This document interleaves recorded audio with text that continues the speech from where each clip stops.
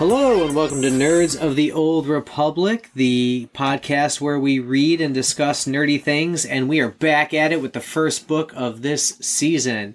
I'm Adam. I'm Sean. And I'm Mike. And I'm sorry for forgetting to do that last episode.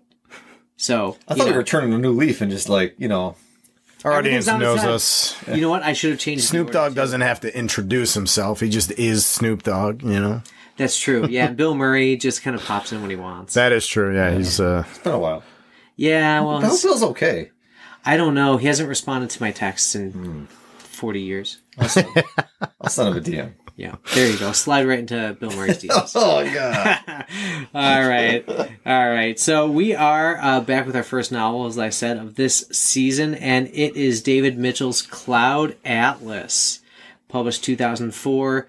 It's been on my to-be-read list pile for a long time, so I'm glad we finally made time this summer for it. But first, if you have never listened to the podcast, you know that I don't usually read things sober. So we always pair a cocktail or a beverage, and we're flipping the script because instead of Sean bringing the surprise beer, I brought the surprise beer.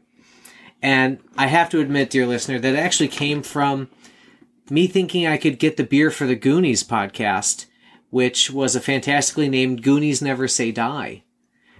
But fuck the brewery for not selling it, canning it, putting it in growlers, letting me take a keg. None of these things were options. I didn't ask about the keg, but I asked about everything else.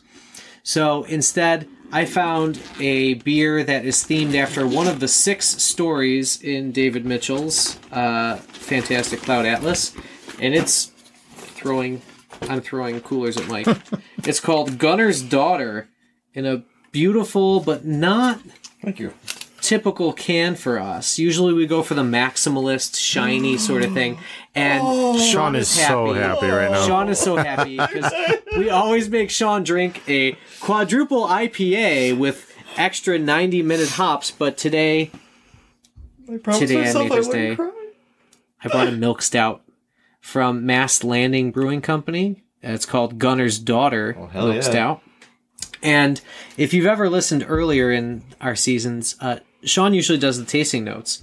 So I'm going to do my best. However, you will notice that the tasting notes are so concise that even if I fuck it up and you hate the sound of my voice, you'll be okay. Just stay with me for a minute. A beautifully aromatic and balanced milk stout with delicious notes of peanut butter, coffee, and dark chocolate. Thank you very much. Thank you. Wow, those have different tones. I've never noticed that. They do, yeah. One's higher than the other. Wow. Dude, I just came in my pants from this description of this beer. You're welcome. That is my come hither voice to my wife, so sorry. Sorry, hon. All right, at count of 3, it's the first can open of the season. 1, 2, 3. Oh, I love that. Thank you, sir. Cheers. You're welcome. Cheers, gents. Cheers. All the notes Right? on that. I think I had this before when I was in Maine. It seems big enough that, like, if you get out to the right locales, you can find it. I recognized the name as soon as, the brewery, Mast Landing, when you put it in front of us, and I'm like, I think I had that in Maine, and I looked, and it's a Maine beer, so I might have had this before. This is a Sean-approved beer. This is outstanding. I'm glad to start the season off with something for you, buddy. I am Sean, and I approve of this beer. It's funny because I bought it because I love the artwork. The artwork is just beautiful gold line work of a ship sailing, so it made me think of the story that bookends the entire book. And I didn't, until I got to the tasting notes, realize that it's supposed to have notes of peanut butter and coffee. I'm like, oh God, did I buy an experimental milk stout? But I think they just did it with the malts, because it's there, but it's not like they added peanut butter or something like that. It's not overpowering. It's just it's good. This is very nice. Very nice. And it's almost fall as we record. Like I'm getting ready for my almost stout season. Absolutely. It goes well with those chocolatini things we drink. SKS. Nothing like throwing more heavy stuff in our stomach tonight. Oh my God. You're going to go home and be like, Got a food baby happening here. I'm going to take a 20-minute nap in your driveway before I leave, Mike. Sorry. That's it, man. You can use the futon here. Might as well get comfortable. No, yeah, honestly, it does look super comfortable, more than my bed sometimes. Not to say the driveway isn't comfortable, and you're welcome to do it as you please, but yeah. My driver's seat doesn't recline that far back, so it'd be like sitting upright for like 20 minutes. All right, so as I intimated, like this book has been on my radar, not since 2004, I don't think, but probably since like 2012 or so, when I started using some of the big awards to pretend that I'm smart and like follow those long lists and short lists. And as Mike said in the Goonies cast, this was shortlisted for, was it the 04 or 05 Booker? that I don't know. That's okay. One of the two. I just don't know how late in the year it came out, if it made award season. But it also was up there for shortlisted for Nebula, Arthur C. Clarke. So, like, essentially the big three that we nerds of the Old Republic follow when it comes to the fiction we look for. I find that odd, too, because it doesn't really, in my opinion, fall into the sci-fi realm of things. But well, I'd like to talk about each story as we can in a moment, but I think there's just enough there. It's thin. Yeah. Oh, yeah. But just enough to get you into the Arthur C. Clarke category. Sure, yeah, I mean, you can make it work. So, I don't know what, Sean, were you the one that recommended it, or was it Mike that suggested it? One of you recommended it. We were sitting right where we're sitting now, and it was on the shelf, and it came up in the discussion, and somebody said that could be our summer read, and we kind of went from there. I forget who said it. I think we've talked about this book for a while. I know you're a big David Mitchell fan, Mike, and I think you teach Black Swan Green, and I read that and enjoyed it. Mm-hmm. And I knew nothing about this other than that Tom Hanks is in a movie that wasn't well received. And Halle Berry. And I know that you speak highly of the text, or had spoken highly of the text, and I just felt like it was time. Okay. Yeah. It was either like this or Infinite Jest, so I figured, you got to give me a year for Infinite Jest. Like, I have read it before, but I own the digital copy. Yeah. So I don't actually even know how heavy that book is to carry around for a year. It's funny. I actually started rereading Infinite Jest earlier this summer on a whim. And I did exactly what I did the first time I tried to read that book. I got about 250 pages in, and I'm like, good time for a break. And I never went back to it the first time, much as I love David Foster Wallace. It's just, it's a lot. And this, so far, I have not gone back to it. But I intend to. I got to finish that book before I die. What's the rough page count on that? Like 1,100. Yeah, it's a big one. So that's a medium-sized book. Yeah. I read A Dance with Dragons over again this summer, which is about that length.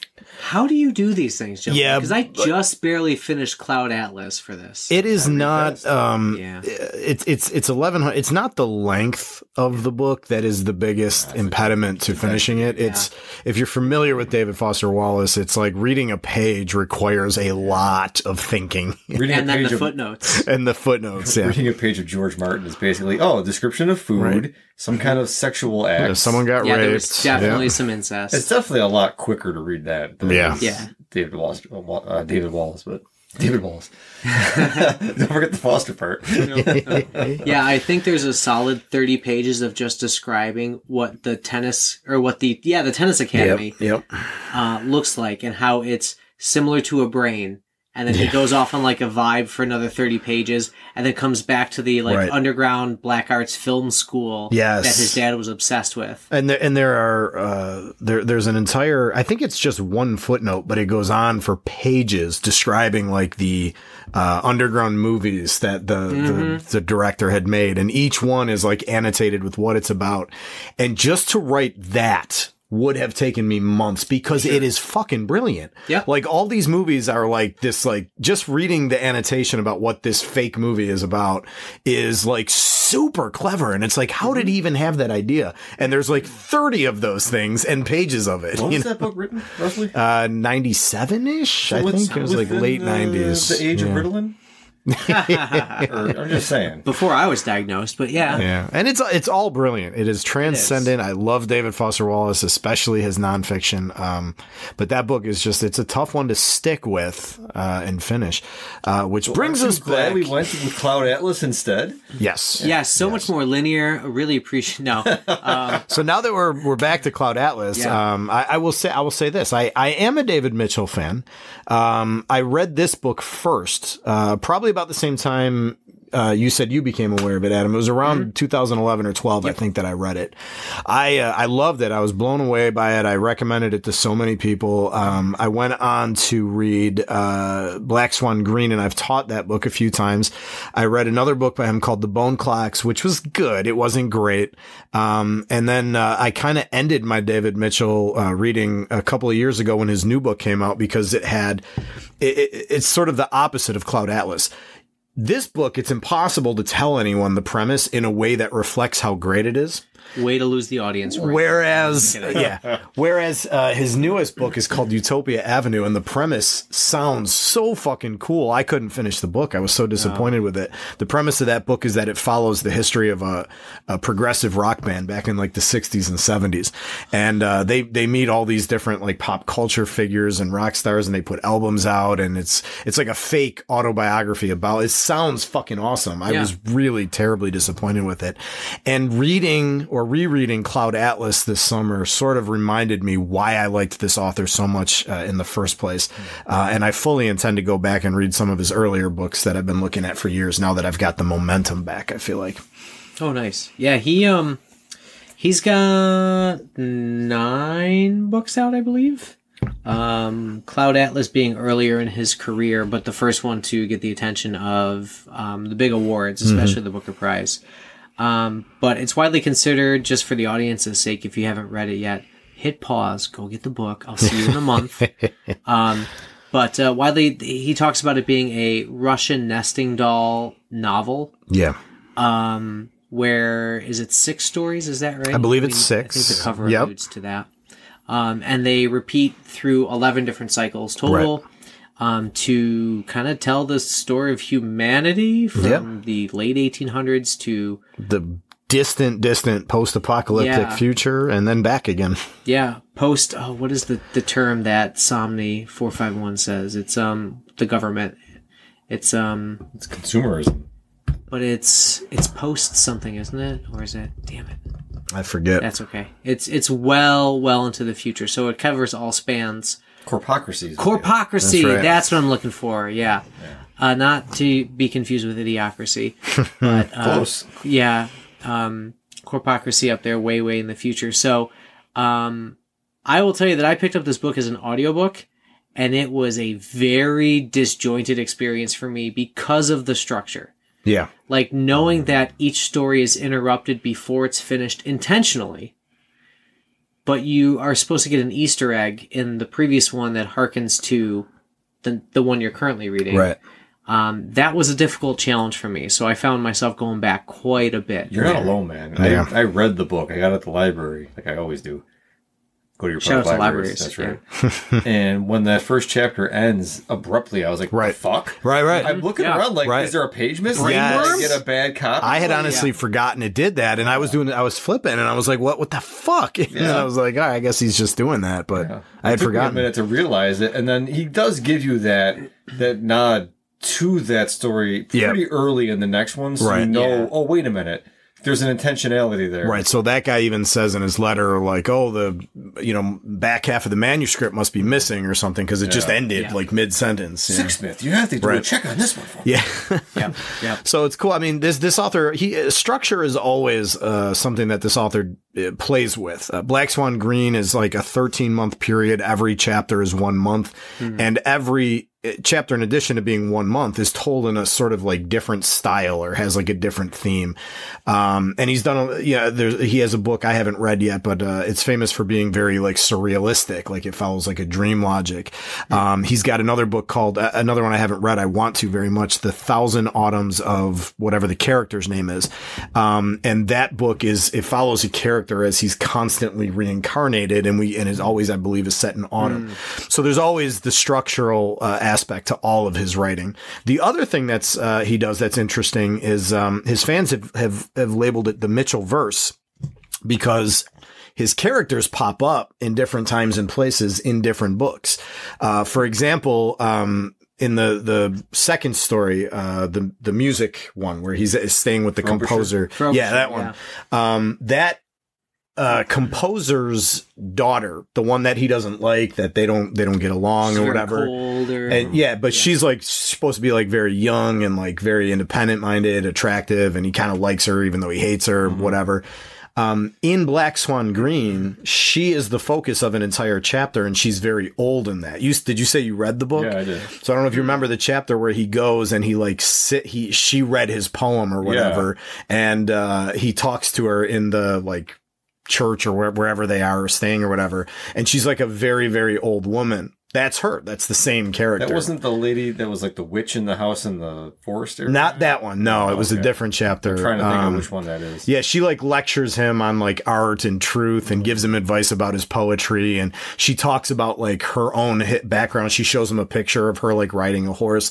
She talks about her father, the composer, and his music, and puts on one of his records. That's all in Black Swan Green. So his books do that a lot too. There's a lot of those. He's got a universe he likes to live in. It's economical too. He doesn't have to keep coming up with new characters every time. Like, oh, I like this one. I'm going to use that character. Yeah, that's cool. That's smart. Well, if you have fans, it almost feels like an Easter egg, I imagine, or at least that's kind of the vibe I'm getting from you now. It's like you saw that and you're like, oh, hey. Very Dark Tower-esque when you think about it. You can go online, and there's like people who have charted it all out, like all these characters and like where they appear and how old they are or whatever. That's cool. Yeah, it's pretty neat. They call it the Mitchell verse. Oh, that makes which sense. is less creative, but yeah, I literally thought at first you meant like verse, like a song or something. Oh no, it's yeah, like the universe he made. Yeah. So do we want to start kind of just go story by story real quick and kind of chat through? Probably a good way to do it. Yeah. We've got the first part is the Pacific Journal of Adam Ewing, who is a notary, and I'm like, this story's about a fucking notary. I've been waiting 12 years for this, and it's about a mother. This better be the most fucking notorious notary ever. It better be B.I.G.'s notary. I thought for a second you said you've been waiting 12 years for a story about a notary. I live a sad life. No, but like it's been on my, to be a red pile for a while, and so I'm listening to this, and I admittedly started while I was mowing the lawn, and then I came in and I sat down to finish it, and I'm like, okay, cool, travel logs. Fine, I'm here for it. Weird brain virus, okay too. Or brain worm, sure, fine, I can be in for this. But the interruption, as I said, listening to it, I literally went back and forth between the first passage and the second passage, like 3 or 4 times, and I thought the file was corrupted, actually. Yeah. Because I didn't know anything about the structure. Because of the way it ends. Yeah. So that was interesting to me, but it was also kind of against the grain of what I expected, because we're such a like sci-fi dystopia fantasy that I'm like, okay, there's gonna be some weird shit on this ship. Right. I had a very similar reaction to it, because I was expecting something more in line with what we usually read, and I'm like, this is a fucking 18th century sailing vessel descriptions and all this stuff going on. I'm like, oh, what the fuck is this? There was a lot of talk about the shape of the ship and the structure of it. Like the minutia of things. And I'm like, what the fuck did Mike have us read? And then I'm like, probably about 2 pages from the end of the first chapter where I'm starting to get into it. I'm like, all right, he's got me now. I'm starting to feel it. And then I turn that page and I'm like, fuck! Let us inside of him. What? Yes. Yep. Like, what the hell is this? And it took another minute or two for me to get reinvestigated. I'm like, oh, I get it. It's an anthology kind of thing. Like, they're all different stories. Right. Yeah. I don't have any data to support this, but I've often wondered how many readers don't get deep into the book because they're turned off by that first story, which is jarring. It's not only about you know, this character who, what did you call him again? A notary? He's a notary. Yeah. He's a fop. He's a notary. Yeah, he is a fop. And he's, it's written in the style of like him, writing his own personal diary. And it's written in the style of the way someone at that time might have actually written, which is jarring. For sure. And the story doesn't emerge immediately. Like you're pages and pages into it before you start to like get the sense that like this doctor is actually shady and he's working him over, and like you start to get a sense of what's going on. There's some really interesting stuff in there about like the Maori and the Maori or whatever the other one was. Group, but it takes a while to get into it. Like you said, there's a lot of like just description at first of the island, the ship, the people on the ship, you know, all that stuff. Even rereading it and knowing how much I enjoy this book and how great I think it gets, that first section is the hardest one for me to get through. Oh, it like I said, it starts to pull you in a little bit, and then I'm now in 1930s Belgium. Right. Yeah. The fuck? Yeah. You know? Yeah, I went from Heart of Darkness to that. Yeah. And I was very confused. Yeah. But, I mean, that's fine. I'm okay being confused. That being said, I love the Frobisher stuff. Yeah. That guy is the one of the most Frobisher and Louisa Ray are my interesting favorites. characters. Oh, He was super interesting. Interesting character. He was and I love that it was all written in letters to Sixsmith, his gay lover. Right. Yep. And it's just this awesome, like, intimacy that he conveys. And at the same time, he's telling about all the other guys he's banging, and this other chick he's banging, and this other girl, her daughter he wants to bang. And it's like, whoa, man, this dude is like, he's like the 60s, but in the 30s, you know, like that sort of like free love kind of feeling. Well, he comes bon vivant. He comes across as very, very sleazy and self-obsessed, but in a very likable way. Yes. Like you really enjoy his voice as a writer or as a narrator, and yeah. It's like self-assured, but also like self-aware that he like cuts through his own shit sometimes. Yeah. But I also just found it like intriguing that a job you could have in the 30s would be to be like, you know, the amanuensis for some composer. Yeah, well, he invents it too. He basically totally forces his way into this household because he realizes his talent is so good. Right. So he's one of those like, you know, one of those gym class heroes who knows he's good at everything and can just basically talk himself into any situation. It's like, oh, okay. That's pretty sweet. Yeah. Good story. Talks himself into a bed too, but that falls apart. It was that moment when I realized that the birthmark was the significant linchpin between them all. The comet. Yep. And then I think the next one after that is when I realized, I understand what's happening now. It took about 3 chapters before I solidified it in my mind, and then the back half of it definitely made it clear. I was like, so I got it right. Yeah. But it was this one where I'm like, that's your common thread. Now keep watching the birthmark as it goes. Right. And well, that's one of the best things about reading this author is paying attention to just I feel like he's an author that rewards rereading for this very reason too.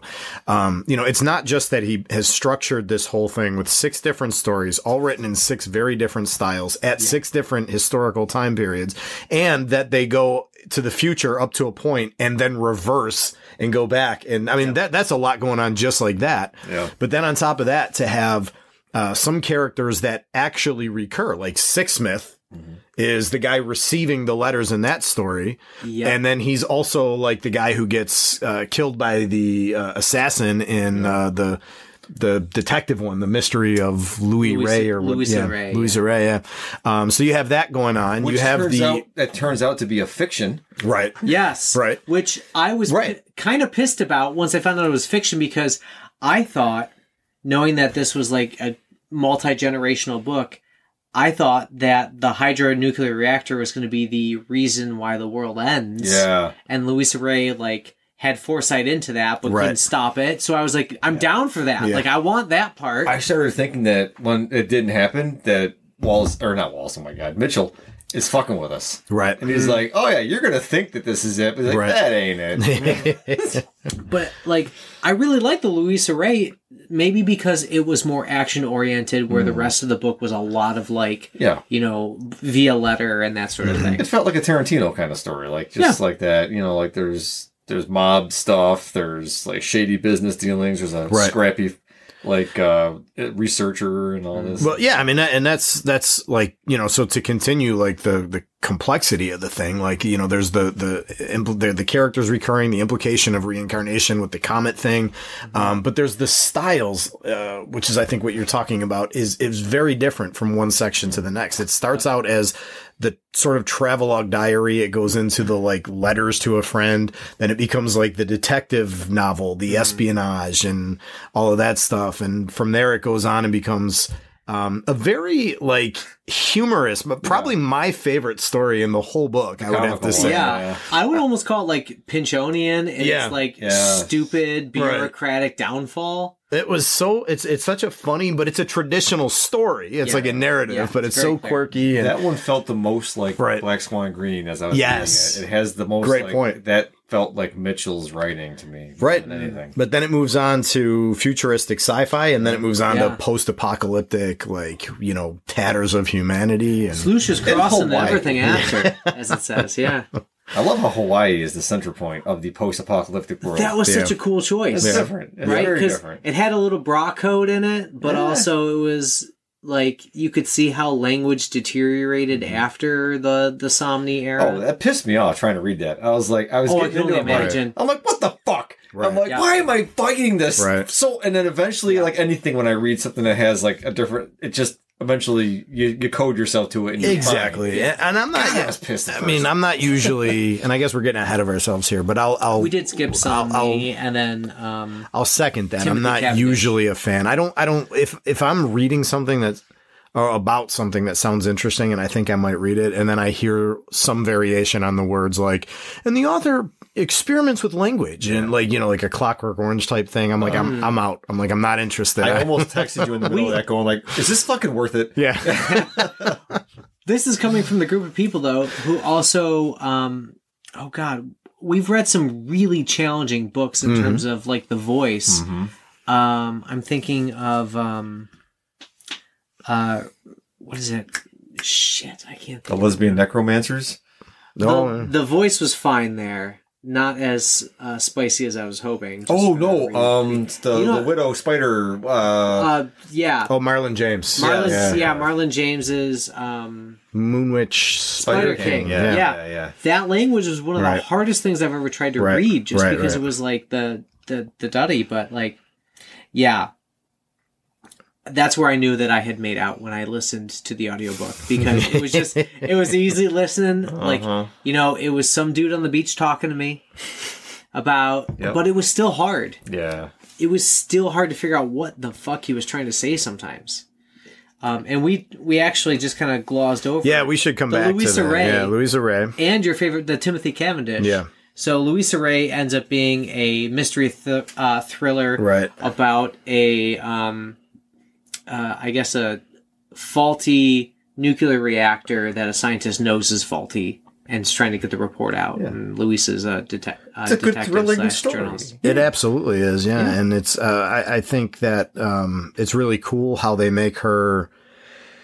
You know, she's sort of, she's like a gossip rag journalist, you know, like she's not even, it's not even like she's like a credited journalist, much less like a legit detective or anything. She literally just writes gossip material. I think it's even more interesting that she's supposed to be the daughter of a very respected Vietnam war correspondent. Yeah, that's where she is, so she's right, but at the same time, she's like struggling with that legacy. You know, like that's what Dad did, and she's probably the most well-developed character in the entire book. Yeah, honestly, when you think about the background, the surrounding characters, the stakes, all of it, like she really has, I think, the most care given to her development. Yeah, no offense to Adam Ewing, but whatever. No, but think about it. Her father, the backstory with the father. Yeah, even the father's character is developed. The neighbor kid who's in an abusive household and then goes to her for shelter. It jumps across the balconies or whatever. Yeah. That's well fleshed out. Yep. The story of the nuclear reactor and all of that. Sixsmith's involvement, his niece, all of that. Frobisher's there too. Yeah. There is a shit ton of development that went into that story. And I feel like that's the one that undermines his central premise the most. Because if you believe what comes up in the next one, that's all just a story. Right, it's a manuscript. Exactly. And I was pissed when I found that out. Yeah. Like I said. Because if it's really about the reincarnation and it's the same soul and that birthmark and everything, it's like, well, then is the soul fake? Like, is that just like, is the soul in a story? Right. Like, it opens up a question mark that I think, again, undermines a little bit of that central... And they almost do the same thing later on with the Cavendish story, because you find out that's a movie that she's watching, but then the movie is supposed to have been based on like his real life and his real events, so it's like at least that did really happen. I guess that does open the door too, that the Louisa Ray stuff might have been based in reality, but we don't know. It's a question that's left. Yeah, but it is. I mean, it's a good yarn. You know, it's and you get a really like badass hitman, Bill Smoke character. You know, he's all fucking menacing. He runs her off a fucking bridge. Right, and right before that, he has. It's just like, you know, if you like watching this kind of fiction or these kind of movies, like it's that great dialogue that he has with the guard at the bridge, you know, where he's like, here's what you're going to do. You're going to go back inside. You're not going to let anybody else got married, didn't you? Right. Got some kids? Yeah. He's like, you know, nothing, as long as you just see nothing, then your family will be just fine. You know, like all that stuff is really, really menacing. It's very cool stuff. She's also the only character in the story that actually becomes aware of the premise of the story. Yeah. When she realizes when the hitman says something like, what do you mean I always say this? Like that reoccurring, like there's this dance they do, like these two souls, like he's always involved in that in some way. And it's like, oh shit, like. That's interesting. Yeah. She's the only one that's almost like kind of put in, well, she's the detective, right? She starts piecing it together and realizes that comet thing is more meaningful than she thought it was. Because she was reading the Six Myth letters. Mm-hmm. Yep. Right? So she kind of like. That's how it broke her out. Yep. And I love the Bill Smoke stuff about him liking the idea of being able to kill somebody personally. Yeah. And he was like disenfranchised when he ran her off the bridge. Yeah. He's like, that's not as personal. That's not my style. It makes him like extra sinister. Yeah. Yep. I started to wonder who his character was then in the other stories. You know, once I saw that thread. So was he the doctor in the travel log? Was he... Or was he the... is it the first mate who doles out punishment? Could be the sadistic guy who beats people up, or was he the guy who fights him for the hand of the girl there in Frobisher story? Mm-hmm. Is he the nurse in Cavendish's story there, the sadistic Nurse Ratched character? Yeah, I was going to exactly say that. Then, you know, I mean, you can start looking for those foils throughout the other stories, and I'm like, oh, okay, I get it. That was one of the, I don't know if you guys watched the movie. I have not watched it in years. I didn't. But, I thought it was going to be available on streaming. It was, the movie was done by the Wachowskis, and the movie was pretty much panned critically, and I don't think it did that well at the box office either. I saw it a couple years after it came out, and I thought it was pretty good. I don't think that this book lends itself naturally to being, you know, an easy movie to make, and I thought they did a nice job. They had to change some of the structure and everything. I think all the stories are sort of told simultaneously, like we cut back and forth between them. But one of the nice things about watching the movie is, to the point you were making, is the actors. You can literally trace by who they're playing. Yeah, you know, from story to story. Yeah. I think that would be a good, like, Netflix miniseries kind of a thing. Ooh, that would be a good way to do it. It's a 12 episode, you know. I like when HBO does their limited series. That would be an excellent way to do it. Absolutely. I'm just looking up the Rotten Tomato score as we're speaking for Cloud Atlas, the movie. But while I'm looking that up, you put stock in the tomato meter? I like to see the tomato meter versus the audience score. Yeah, agreed. And then I kind of like use the difference to judge what I think the movie is actually like. This could be a chapter on that, my upcoming book, Takeonomics. Well, here's your hot take. They're exactly the same number. I've never seen this before. 66% for both the popcorn meter and tomato meter. I'm not going to rush. I'm actually stunned that the critic number is that high. I thought this movie did quite a bit worse. Yeah, well, interesting. Maybe sometimes the critics appreciate taking on difficult content and structure. I don't know. I remember it being not well received, but I mean, 66 isn't that bad. That's pretty terrible. good. That's 2/3. Yeah. It's a majority. That's right. There you go. Okay. Right. But, well, anyways, that tomato meter and the disparity will certainly be a talking point in our next episode, I'm sure. Yeah. I like that. If we haven't alluded to it yet, we will be talking about Disney's The Acolyte. Oh, not just that. We will be talking about Disney. Disney Star Wars. Save your entire week's drive to and from work. It's going to be a 3-hour marathon. Wish I brought more beer. We're going to have to tap a different keg here, but... Let's get back to Cavendish. Yeah. Yes. Timothy Cavendish. The Vanity Press.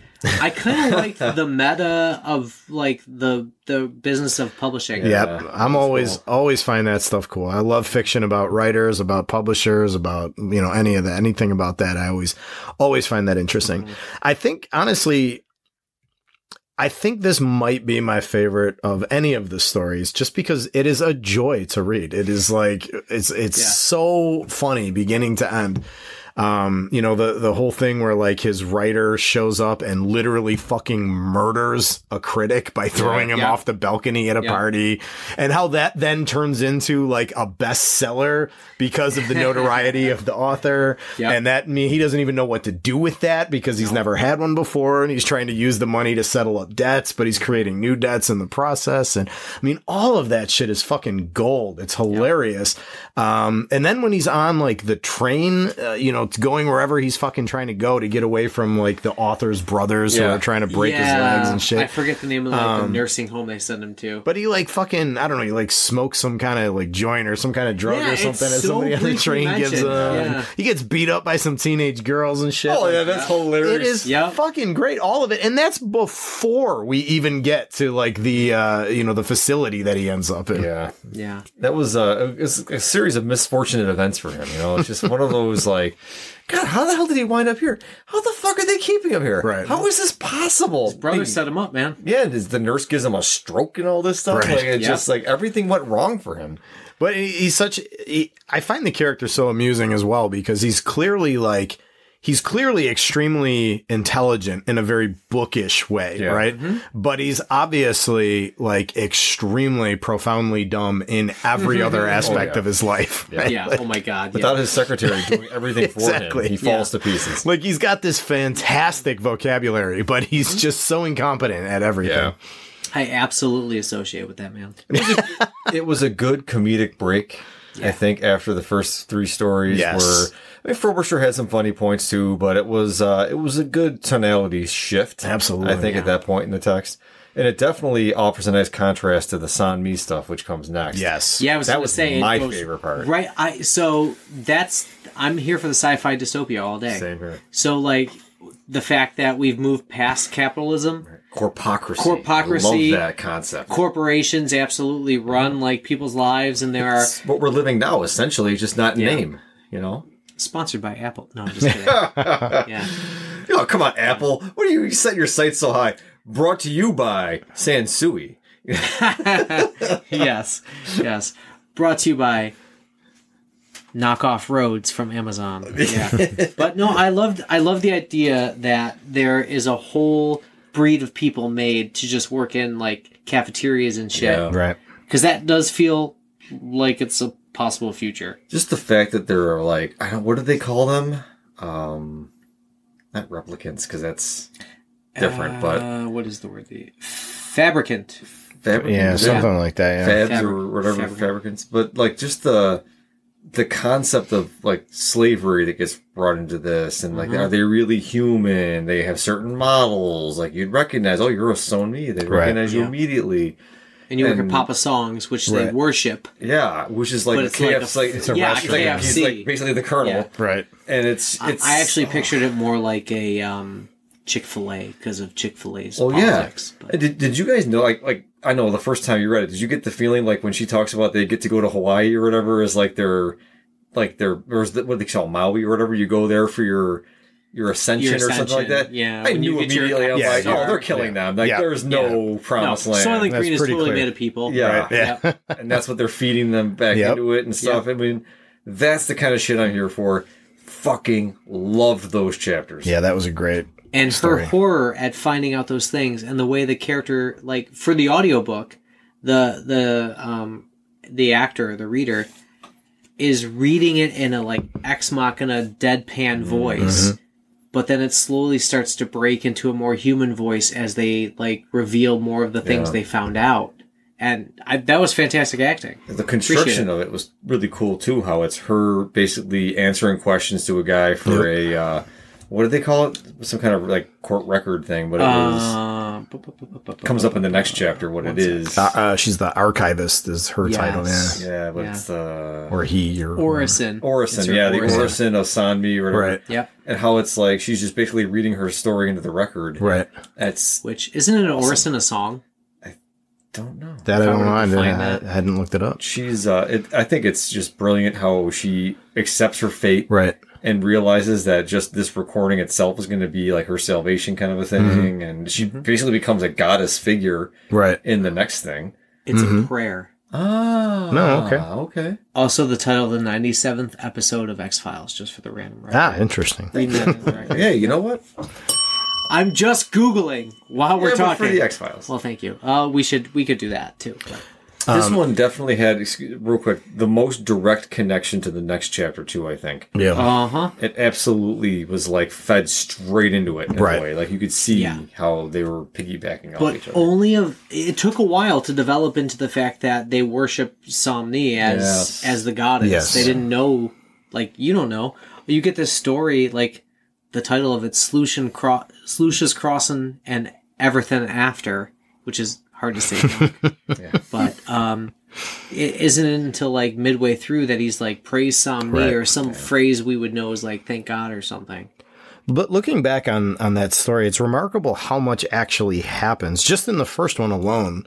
Because like you spend a lot of time at like Papa Songs and getting the lay of that land and what she is and what her role is and how all that works, and then she gets kind of brought in by the other one whose name is escaping me, but like the one who like wakes her up, and then that's the one who then like tries to use a kid in order to get the elevator to move and like all that, and so there's all of that, and then there's the whole sadistic grad student, right? Yes, where she ends up at the university and they're like playing William Tell with her, and meanwhile she's been like downloading all these files from the library, like that goes on for a while, and it's like a lot of ground that gets covered in this relatively short story. Yeah, agreed. Well, it kind of makes sense because it's, you know, that the idea of an orison being a prayer is like, you just say, I imagine the person, like, maybe not her because she's a fabricant whose mind is shaped differently, but like, you know, you would get like, oh my God, please help me. All these things happen. I did this thing and I got taken out, and like, now I'm really like in deep shit right now, sort of, you know, catch up, because you're not going to like give your testimony and like spend that much time. You're going to like run through the facts. Right. Absolutely. You look pensive, Sean. No, I'm thinking back on the experience of it, and I think, again, I enjoyed those chapters more, I think. I remember reading it and getting to the end and going like, well, now I know where this is going. I can't wait to get back to the story again and realize, you know, how it's going to... And because of the way the structure is, it's actually nice. You get back to it relatively quickly. Right. You got to go through all the post-apocalyptic shit first. Sluicious Crossing fucking pissed me off at first. Like, well, it took a the while. language is hard. I didn't get into that one until the what was she? The Offlander there, or whatever, shows up on like the super high tech boat, and she's got all the technology, and she's just there to learn from them and that kind of thing. Oh my God! And she's got the gun. Yeah, the ray gun, essentially. The ray gun, she's got the Orison thing and all this cool shit. And I'm like, until it got to that point, and I think the language kind of smoothed out a little bit when she showed up. Yeah. I was like, what the fuck is this? This is fucking stupid. Right. But then I'm like, oh. And then it got me, because I started thinking like, oh, this is after Corpocracy. Yeah. They're like the last bastion of like modern humanity, and they're trying to like find a place to live, and they're visiting the ruins of the old old shit and stuff like that. That was actually pretty cool. It hooked me a little sooner, but I agree with you. Like, I remember the first time I read this, like, I'm just not a fan of that shit where like things are written in a different dialect usually. Except, actually, I'm glad you brought up Marlon James because it's weird. I fucking love Marlon James. We all love him. And he does a lot of that shit. But yeah, I remember being like, oh, man. And I'm not always a fan of post-apocalyptic shit either. Sometimes I am. It's got to be done very well though. Yeah. So that one, like, I struggled with at first, but where I get hooked, or where I did get hooked the first time I read the story was the part where like they just come back and they know that what are those people called? Like the violent wild tribe or whatever. Do you remember?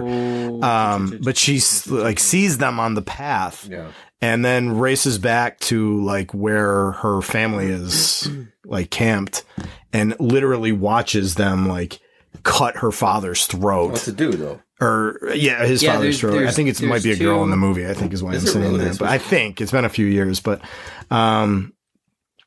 anyways, like that part is where I remember getting hooked the first time because having that happen, I was like, like, oh fuck, like the stakes are high here, and this is a very different tone from say the Cavendish one, for example. Right. Yeah. The Kona and the Valley folk. That's it. The Kona were the Kona is the one I was looking for. Yeah. Yeah, they're the cannibalistic tribe. It was weird to read that too, because every time I hear Kona, I associate that with like good vibes and good coffee. Yeah. Yeah, and ice. Yeah. Right? Yeah. Ice with sugar syrup on it. Yeah. It's interesting to me, like the structure. It didn't occur to me until like I reread and did some research that this story is the middle, and then we go back again. So, like, this is the only story that, like, doesn't get interrupted. Right. Really, it's told top, bottom, and then we go back to Orson to Somni, part 2. Yeah, it felt like, also, I guess, the farthest reach of humanity that you're going to get in this story, right? Mm-hmm. You go from, like, that, I guess, beginning of modern time to the end of modern time, right? Like, yeah. If you think about it, that probably makes the most sense because the group of people who were with technology, they were dying. Mm-hmm. And it's like, well, that's the end of it. Like modern humanity is over. Going back to the old days. Yep. Well, yeah, because the narrator in Sluicious, he talks a lot about like not having book learning. Yeah. And not having any kind of learning, but he's like good with hiking or like a knife and stuff like that. So it's, what do we do after everything falls apart again? Yeah. And the few people who have technology can run the roost as far as they can when they're by themselves. But even then, they were pretty impotent at the like they couldn't really resist what was happening with the disease and stuff like that. They were still they were rotting and dying. Mm-hmm. Yeah. Mm-hmm. And then we go back to Somni 451 part 2. Mm-hmm. She's in the college at that point. Being studied and you realize eventually what her legend becomes because you just read the last chapter. Mm-hmm. Yeah, and she's in the Orison or what does he call it, the globe or something? I forget what the main character calls it. It was like an egg. Thing. Yeah, it's a silver egg. Yeah, and this pretty blue woman comes out of it and was like talking to me, and he realizes it's Somni, the person they worship. Yep. So it's nice that because it starts going backwards, that it's like that close. You can remember that sort of thing. Yeah. I'd like to know what book won the Man Booker Prize that year. Because it's this is like a book that's held up very well and is, very complex for being also very, I think, commercially accessible. Yeah. I feel like just for my own sense of outrage and anger, I need to know like what book beat it. Carry on. I'll find it. I didn't know that. Wow. The Booker Prize is £50,000. It's pretty good. That's like 60 grand. Nice. Mm-hmm. Marlon James won that for, not the one we read. Brief History of Seven Killings was the name of the book. Mm. And it takes the story of Bob Marley and the attempted assassination on Bob Marley. And out of that spins just this really vast sort of historical fiction epic. While Adam keeps searching here, I kind of like getting the denouement of all the stories and sort of like knowing then at that point like what we were getting into, and then you see like what happened to Cavendish and how he finally escapes. I thought that was a lot of fun.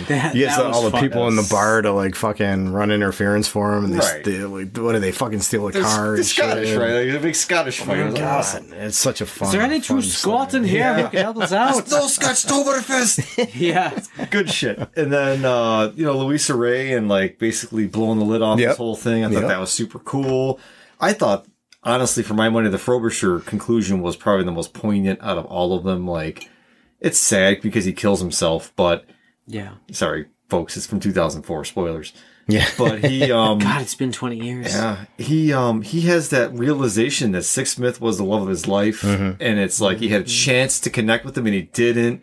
And I felt like it's that, what is it, the 28 Club or 27 Club? Like that kind of like he was this brilliant brief candle, right? You know what I mean? Like he just flared out, and I feel like he falls into that like Jimi Hendrix, Hendrix, you know, like that sort of like that whole group of, there's just too much fire for one lifetime.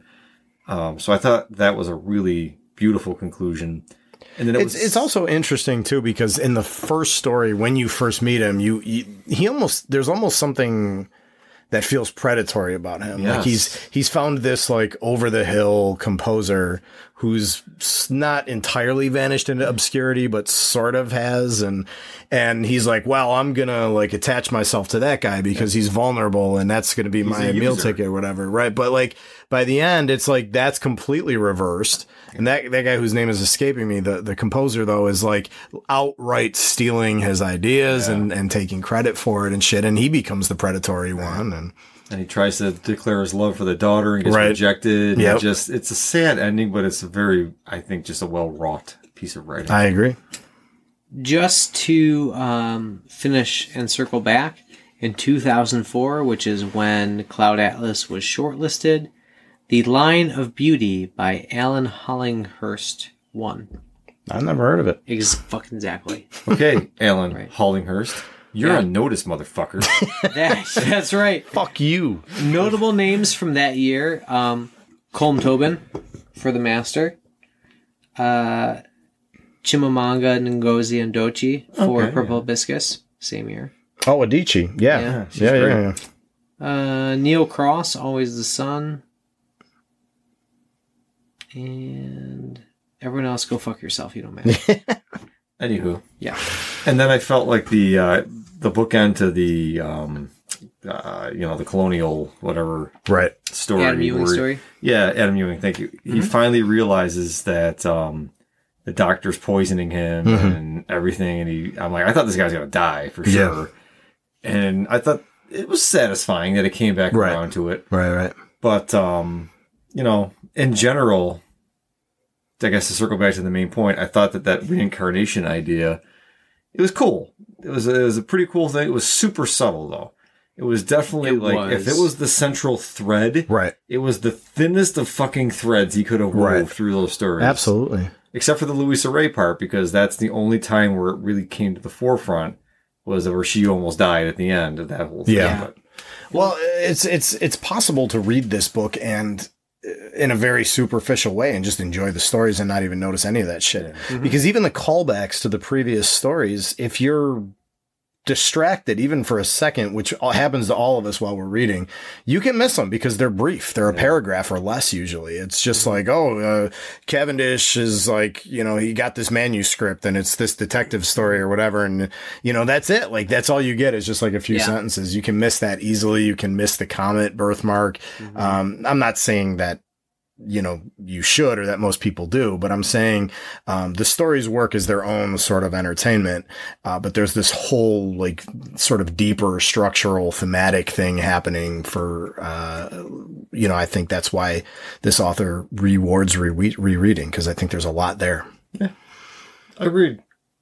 Yeah, it took quite a bit of attention, and it's attention I wanted to give as I was listening, so I'll probably just end up buying the book and reading it at some point when, I've got some free time to connect the dots a little bit better. I did also love the idea that Cloud Atlas is the title of the sextet. Yeah. That, Yeah, for versus music. I don't know. I like the idea that music is the central title for the whole thing. Yeah, it's cool. And then it shows up as a vinyl record that somebody requests from like an obscure record service. Lisa Ray, that's part of her putting the pieces together. Yeah. And you think about the concept of an atlas of the clouds, right? It's such an ephemeral thing, and I think that's the commentary from the author right there. It's such a thin little wisp of a thing. For erudition. There you go. Thank you. I'm bringing that word back. If you missed it last time, I used the word erudite. That's a callback to our last story. That's right. There we go. I'm doing the same thing that he did. Give me the Booker prize. Give me the Booker. All right. There we go. 50K sunk right into a mega yacht. There we go. Just 350,000 left to go. That inside joke will never be explained on this cast. Nope. You got to be a member of our Patreon or our OnlyFans. I'm kidding. Don't have Pictures of Adam's feet available for purchase. I'll tell you what. I read a brief article of how a teacher got fired for having an OnlyFans, and how like there are other professionals who needed OnlyFans to pay the bills, but worked in academia. And now I'm like, I better cancel my... I'm kidding. I don't even have one. I was going to say, Never feet existed. pictures, though? I mean, come on. Was still unsavory enough for some people. I'm going to actually make a new thing. I'm going to do thumb pictures. Just thumbs. Let's see your thumb, Sean. Let me show you. Check this thumb out. Ready? That's a sizable wait a thumb. minute. Yeah, you better put that away. Wait a minute. Yeah. Oh, no! Double jointed. Dude. The famous double jointedness. God, the horror. Stop doing that. Jesus. You can't see it, but he's just flipping it back. Oh, my Lord. Like 180 degrees. Oh, that is subscribe to 180 thumb for not natural, exclusive pictures. There are angles there that should not be. Non-Euclidean geometry. Euclidean geometry. Nope. I used to go to a gym class sometimes. Mr. Teacher, I hurt my thumb. I think I broke something. Yeah, because your gym teacher didn't know how joints work. No, I would mess with the kids in the class. I'd be like, Playing basketball. Gee, my thumb. Yeah. God. Wow. Some of us can barely like get vertical with our thumbs, let alone bend backwards.